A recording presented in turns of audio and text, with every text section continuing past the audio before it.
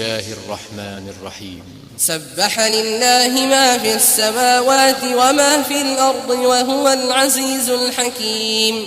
يا أيها الذين آمنوا لم تقولون ما لا تفعلون كبر مقتا عند الله أن تقولوا ما لا تفعلون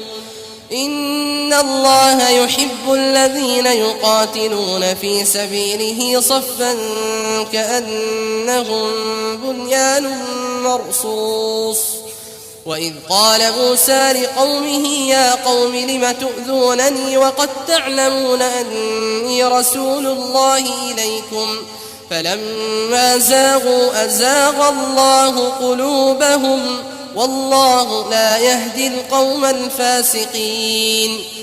وإذ قال عيسى ابن مريم يا بني إسرائيل إني رسول الله إليكم مصدقا لما بين يدي من التوراة ومبشرا برسول يأتي من بعد اسمه أحمد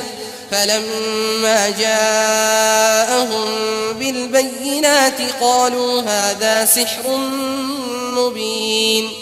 ومن أظلم ممن افترى على الله الكذب وهو يدعى إلى الإسلام والله لا يهدي القوم الظالمين يريدون ليطفئوا نور الله بأفواههم والله متم نوره ولو كره الكافرون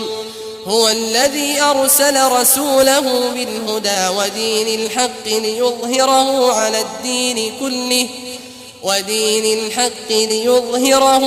الدين كله ولو كره المشركون يا أيها الذين آمنوا هل أدلكم على تجارة تنجيكم من عذاب أليم تؤمنون بالله ورسوله وتجاهدون في سبيل الله بأموالكم وأنفسكم ذلكم خير لكم إن كنتم تعلمون يغفر لكم ذنوبكم ويدخلكم جنات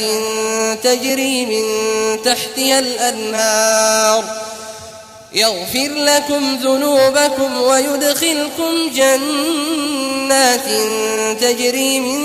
تحتها الأنهار ومساكن طيبة في جنات عدن ذلك الفوز العظيم وأخرى تحبونها نصر من الله وفتح قريب وبشر المؤمنين يا أيها الذين آمنوا كونوا أنصار الله كما قال عيسى بن مريم للحواريين من أنصاري إلى الله